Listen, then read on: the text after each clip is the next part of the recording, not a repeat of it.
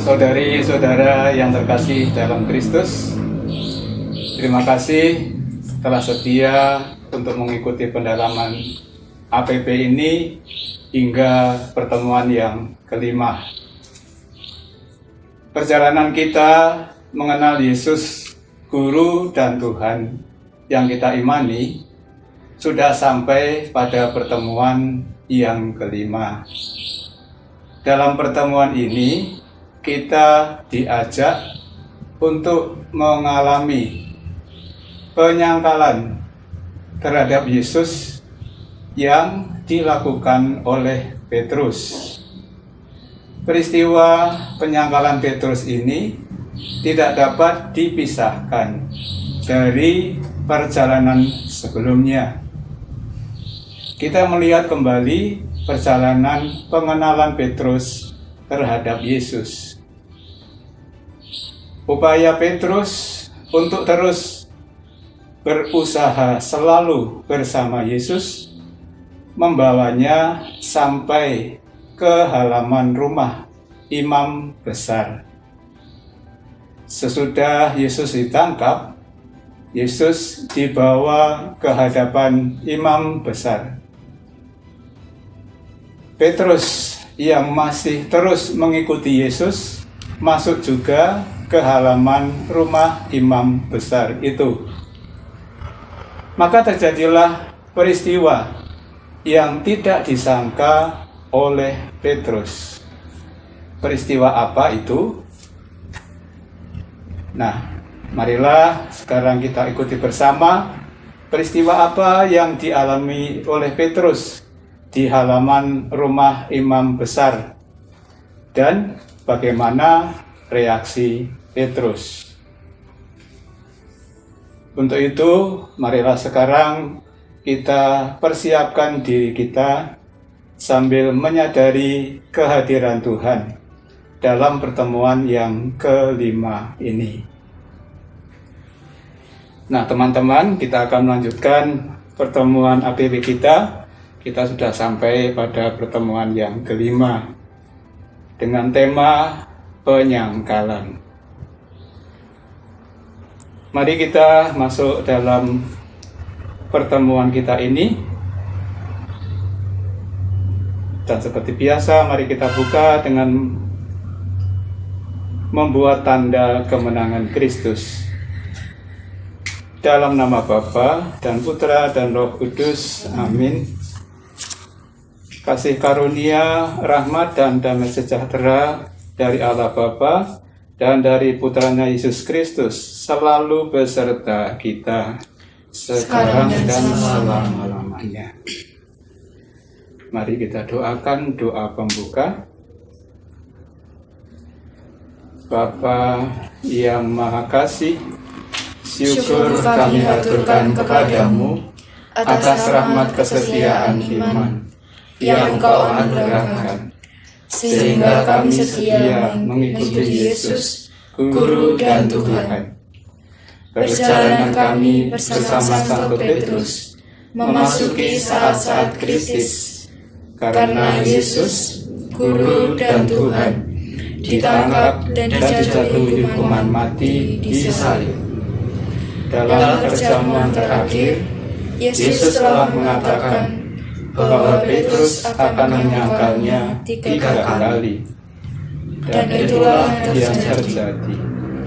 Mohon rahmat Roh Kudus agar pendalaman iman yang kelima di masa prapaskah ini memberikan kekuatan bagi kami ketika kami berada dalam situasi krisis hidup sebagai murid-murid Yesus. Murnikanlah iman kami agar tetap setia mengikuti Yesus, Guru dan Tuhan, yang bersama Dikau hidup dan berkuasa sepanjang masa. Amin. Nah, mari kita ikuti bacaan dari teks Injil kita hari ini. Tadi sudah diantar suatu pengalaman yang dialami oleh Petrus di halaman rumah imam besar. Mari kita dengarkan bersama, dibantu oleh teman kita untuk membacakannya. Bacaan diambil dari Injil Markus bab 14 ayat 66 sampai 72. Pada waktu itu Petrus masih ada di bawah di halaman. Lalu datanglah seorang hamba perempuan imam besar, dan ketika perempuan itu melihat Petrus sedang berdiam, ia menatap mukanya dan berkata, "Engkau juga selalu bersama-sama dengan Yesus, orang Nazaret itu." Tetapi ia menyangkalnya dan berkata, "Aku tidak tahu dan tidak mengerti apa yang engkau maksud." Lalu ia pergi ke serambi muka dan berkokoklah ayam. Ketika hamba perempuan itu melihat Petrus lagi, berkatalah ia pula kepada orang-orang yang ada di situ, "Orang ini adalah salah seorang dari mereka." Tetapi Petrus menyangkalnya pula. Tidak lama kemudian, orang-orang yang ada di situ berkata juga kepada Petrus, "Engkau ini pasti salah seorang dari mereka, apalagi engkau seorang Galilea." Maka mulailah Petrus mengutuk dan bersumpah, "Aku tidak kenal orang yang kamu sebut-sebut ini." Dan pada saat itu berkokoklah ayam untuk kedua kalinya. Maka teringatlah Petrus bahwa Yesus telah berkata kepadanya, "Sebelum ayam berkokok 2 kali, engkau telah menyangkal aku 3 kali." Lalu menangislah ia terseduh-seduh. Demikianlah Injil Tuhan. Terpujilah Kristus. Itulah tadi pengalaman Petrus. Untuk lebih mengenali lagi secara detail seperti apa pengalaman Petrus itu, mari kita baca secara pribadi dalam keheningan.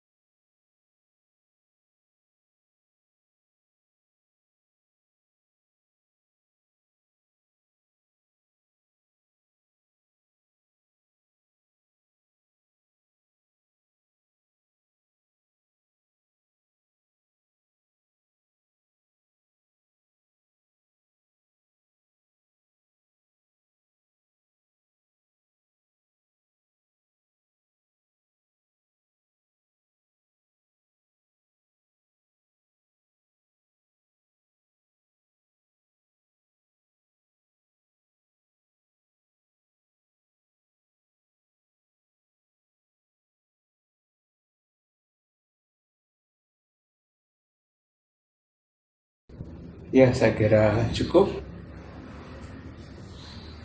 Kita sudah melihat bagaimana kisah Injil ini cukup menarik yang bercerita tentang pengalaman Petrus. Agar kita bisa melihat teks Injil ini lebih mendalam, kita akan dibantu oleh pertanyaan-pertanyaan ini. yang membuat kita bisa melihat lebih lanjut apa yang sebenarnya terjadi atau dialami oleh Petrus. Baik, kita masuk pada pendalaman teks dengan dibantu oleh pertanyaan-pertanyaan ini. Pertanyaan pertama, menurut Anda, mengapa Petrus masih terus mengikuti Yesus yang ditangkap dan diadili di rumah imam besar? Nah, ini pertanyaan menarik ini. Ya, silakan siapa yang bisa menemukan jawabannya. Ya, menurut saya, Petrus itu seorang pribadi yang sungguh mencintai Yesus. Saya yakin bahwa dalam perjalanan hidup Petrus untuk mengenal Yesus, dia menemukan bahwa Yesus sungguh manusia dari surga, yang membuat Petrus sangat mencintai Yesus, guru dan Tuhannya. Petrus bahkan sampai pernah setengah bersumpah bahwa ia akan terus menjaga keselamatan Yesus. Maka dari itu, alasan mengapa Petrus masih terus mengikuti Yesus yang ditangkap dan diadili adalah karena Petrus mencintai Yesus sebagai guru dan Tuhannya. Begitu, Romo. Itu sebagai bukti cintanya. Ya. Terus mengikuti Yesus dibawa kemana.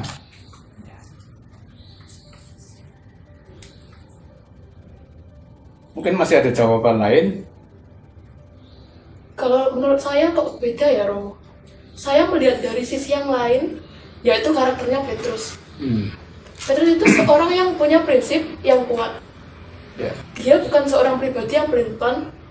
Dia selalu berusaha membuktikan bahwa dirinya adalah pribadi yang bisa dipercaya dan bertanggung jawab. Teguran yang dilakukan Petrus terhadap Yesus sebenarnya menunjukkan bahwa dia bertanggung jawab atas keselamatan gurunya. Tindakan Petrus yang terus mengikuti Yesus setelah gurunya ditangkap adalah untuk menunjukkan tanggung jawabnya sebagai murid yang ingin melindungi sang guru. Didorong oleh rasa tanggung jawab dan tentu juga rasa ingin tahunya, maka Petrus terus mengikuti Yesus yang telah ditangkap dan akan diadili. Begitu, Romo. Ya. Itulah Petrus. Ya.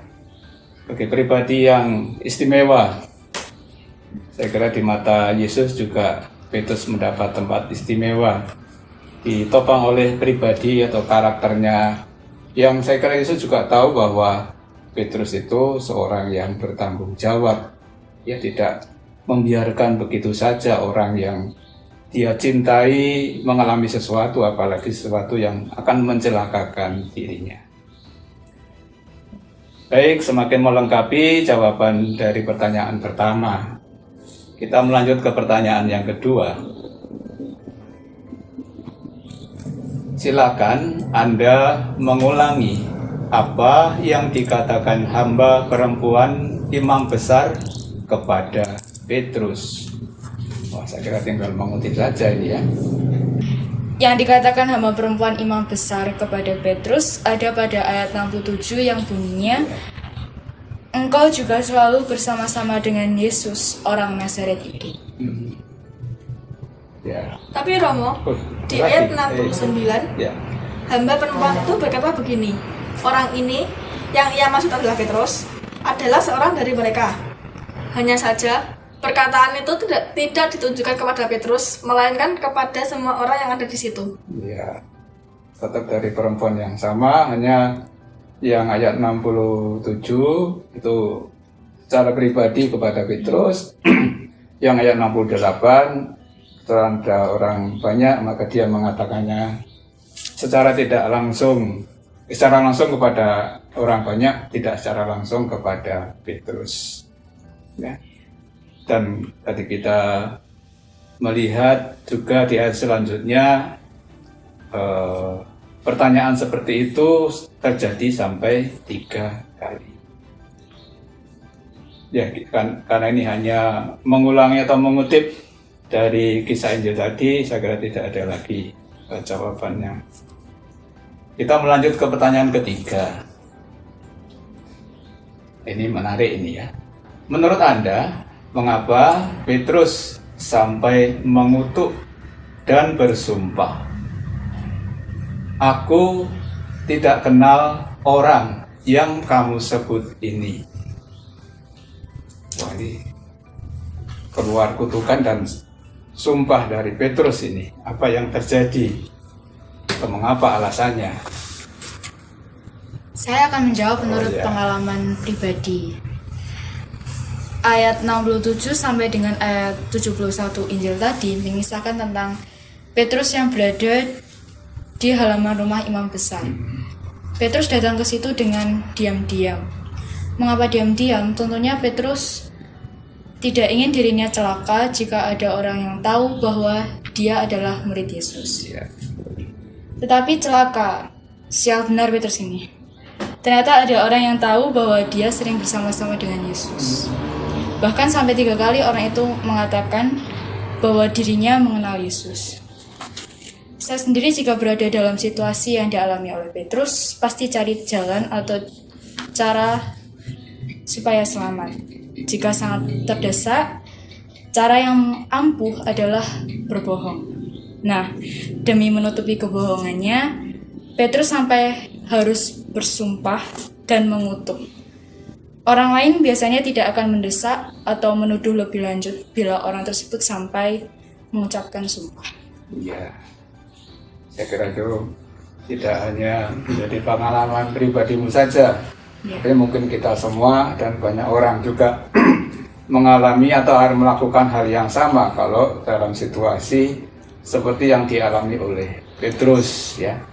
Jadi berbohong itu adalah senjata andalan untuk bisa lepas dari situasi itu.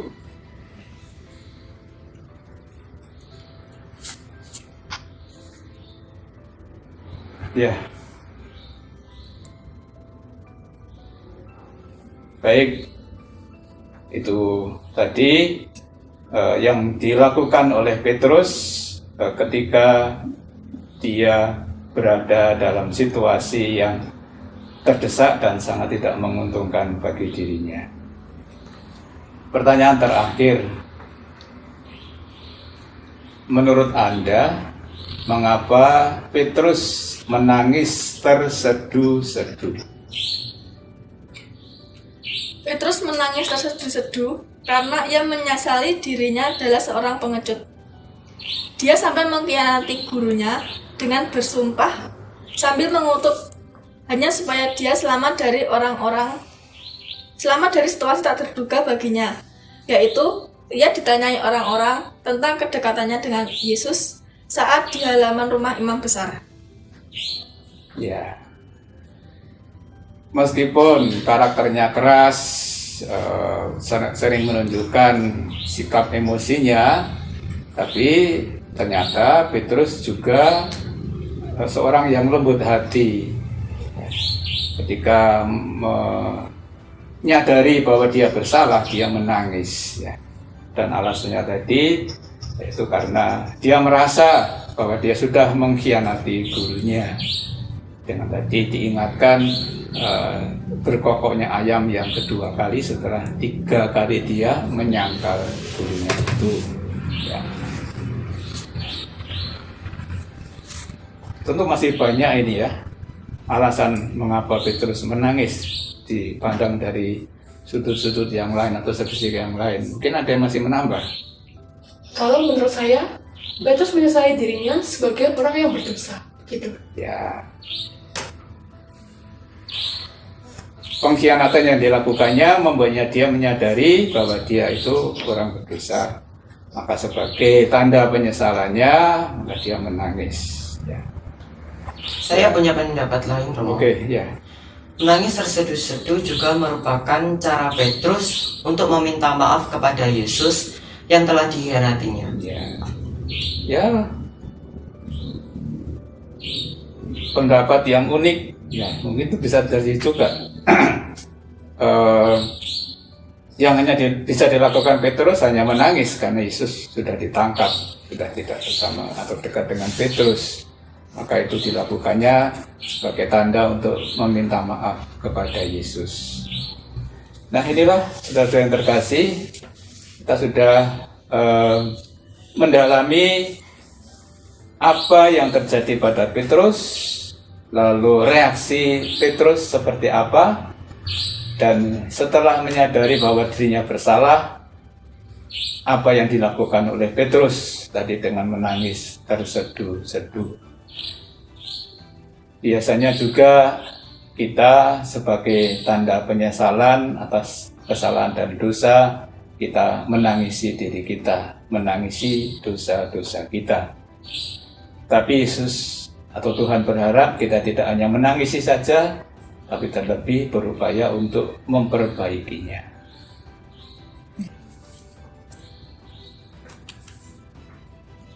Sekarang kita akan memperdalam lebih lanjut perikop Injil ini dengan renungan berikut ini.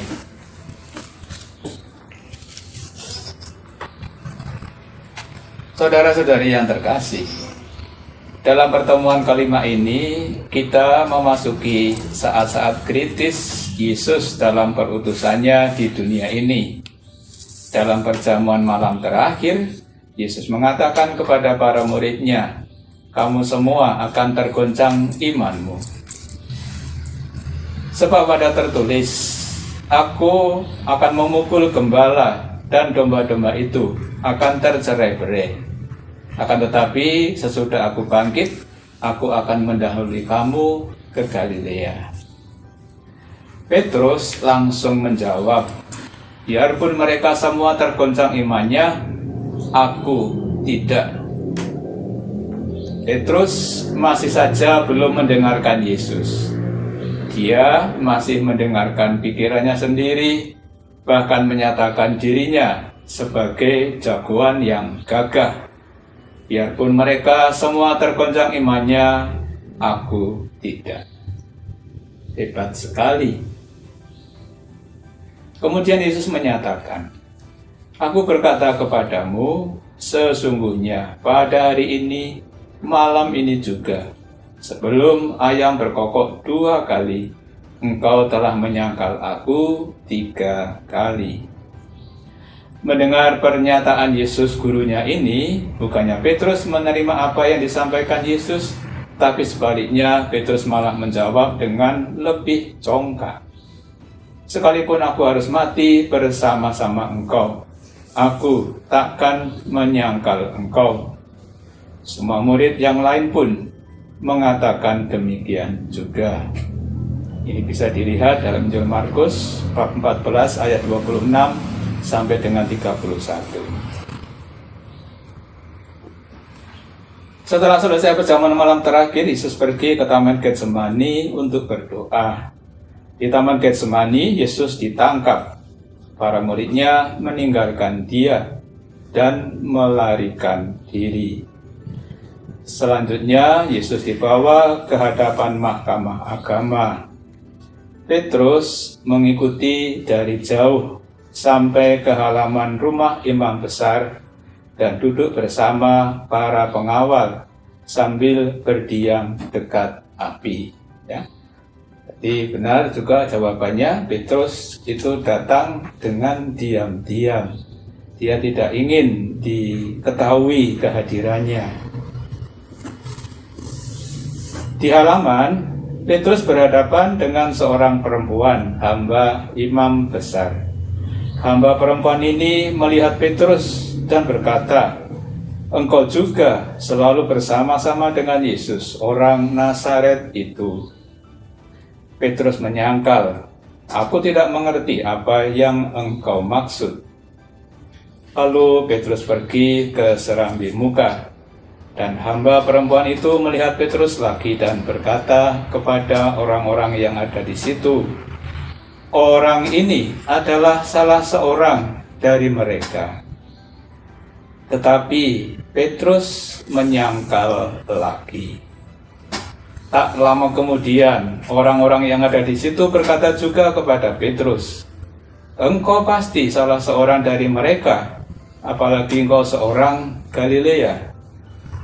Petrus pun mengutuk dan bersumpah, "Aku tidak kenal orang yang kamu sebut-sebut itu." Saat itu juga berkokoklah ayam untuk kedua kalinya. Maka teringatlah Petrus bahwa Yesus telah berkata kepadanya, sebelum ayam berkokok 2 kali, engkau telah menyangkal aku 3 kali. Lalu menangislah Petrus terseduh-seduh. Petrus menyadari bahwa dirinya adalah murid yang berkhianat terhadap guru yang selama ini telah banyak berbuat baik. Dia menangisi dirinya dengan terseduh-seduh. Petrus menyangkal, tetapi kemudian ingat dengan sabda Yesus kepadanya bahwa dirinya akan menyangkal. Maka menangislah terseduh-seduh karena menyadari bahwa dirinya telah menyangkal. Apakah ketika kita menyangkal jati diri kita bahwa kita ini murid Yesus, apakah kita ingat akan sabda Yesus?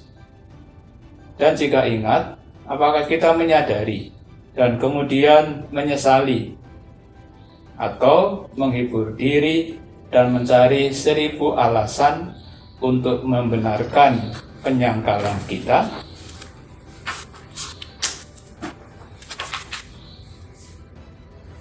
Demikianlah saudara-saudara yang terkasih. Ternyata apa yang dialami oleh Petrus itu juga banyak menjadi pengalaman pribadi kita masing-masing. Berhadapan dengan situasi yang membahayakan, mengancam keselamatan kita, kita berbuat seperti Petrus. Intinya kita ini ingin selamat.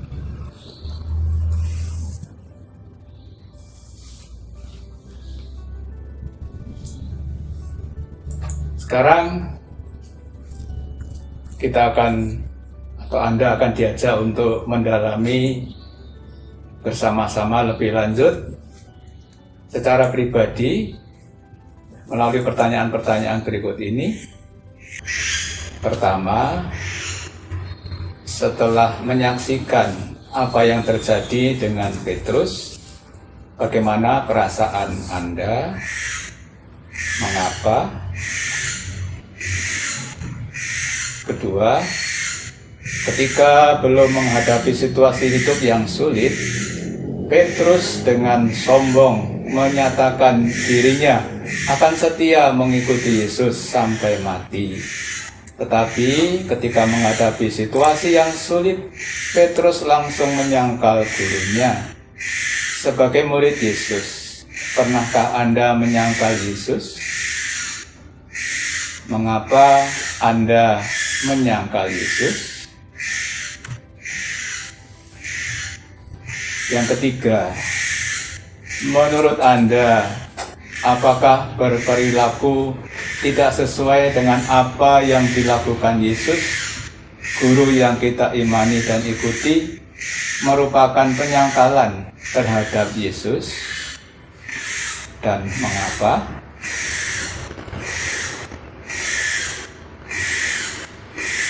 Terakhir, pernahkah Anda menangis terseduh-seduh seperti Petrus karena telah menyangkal Yesus? Mengapa?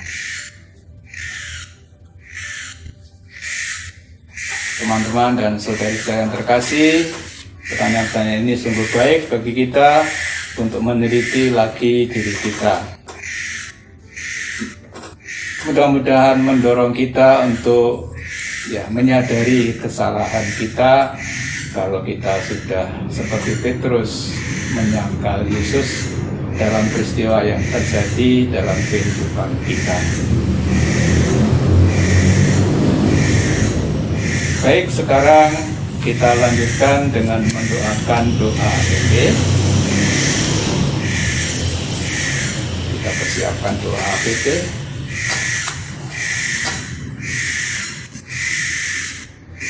Bapa yang Maha Kasih, sudah sekian lama seluruh dunia berada dalam situasi hidup yang sulit karena pandemi COVID-19. Banyak yang telah menjadi korban. Tentu Engkau merasakan kesedihan kami. Kami sedih karena kami tidak dapat lagi dengan leluasa berkumpul dalam persekutuan untuk menumbuhkan iman kami. Terlebih kami hanya sebatas merayakan Ekaristi, sumber iman kami, secara virtual. Meski tidak mudah, kami terus berusaha mengembangkan iman kami dalam keluarga. Berkenanlah Engkau selalu melindungi dan menguatkan iman kami. Jangan biarkan kami menjauh darimu. Maka dalam masa prapaskah ini, kami tetap berjuang untuk menempuh jalan pemurnian iman dengan merenungkan sabda putramu. Berkatilah semua orang, terutama mereka yang sedang berjuang menyelamatkan banyak orang. Berkatilah juga para pemimpin masyarakat, negara, dan gereja, para gembala umat di lingkungan, stasi, dan paroki, beserta keluarga mereka. Berilah kekuatan ilahi-Mu bagi mereka yang sedang berada dalam situasi yang lebih susah dari kami akibat pandemi ini. Bantulah kami agar mampu setia menjaga keselamatan diri dan sesama dengan tetap disiplin mematuhi protokol yang telah ditentukan. Bapa yang Maha Kasih, berkenanlah menerima persembahan iman kami yang sederhana di masa prapaskah ini. Doa ini kami panjatkan dengan pengantaran Yesus, Guru dan Tuhan kami, yang hidup dan berkuasa, kini dan sepanjang masa. Amin. Ibu Maria, Engkau selalu menyertai perjalanan hidup kami. Tentu Engkau merasakan keprihatinan hidup kami saat ini. Bantulah kami senantiasa dengan doa-Mu. Salam Maria, penuh rahmat, Tuhan sertamu. Terpujilah Engkau di antara wanita, dan terpujilah buah tubuhmu Yesus. Santa Maria, Bunda Allah, doakanlah kami yang berdosa ini, sekarang dan waktu kami mati. Amin. Salam Maria, penuh rahmat, Tuhan sertamu. Terpujilah Engkau di antara wanita, dan terpujilah buah tubuhmu Yesus. Santa Maria, Bunda Allah, doakanlah kami yang berdosa ini, sekarang dan waktu kami mati. Amin. Salam Maria, penuh rahmat, Tuhan sertamu. Terpujilah Engkau di antara wanita, dan terpujilah buah tubuhmu Yesus.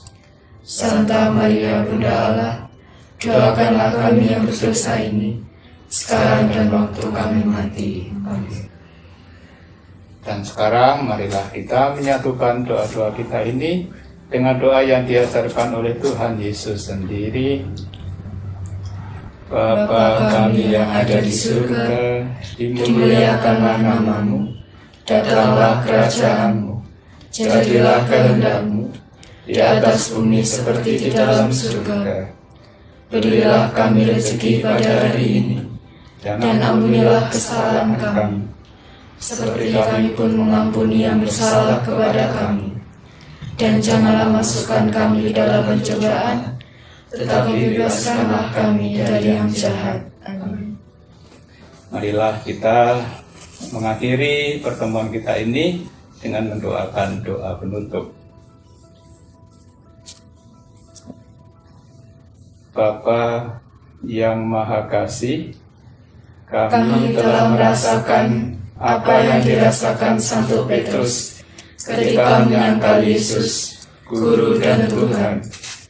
Namun dengan sedih yang sangat mendalam, Santo Petrus tetap berjalan mengikuti Yesus. Berilah kami kekuatan ilahi-Mu, agar kami tidak meninggalkan Yesus ketika sedang dalam situasi sulit dan berat dalam hidup kami. Sebelum menutup pendalaman iman ini, Kami mengingat saudara-saudara kami yang membutuhkan doa-doa kami, juga bagi mereka yang telah meninggal.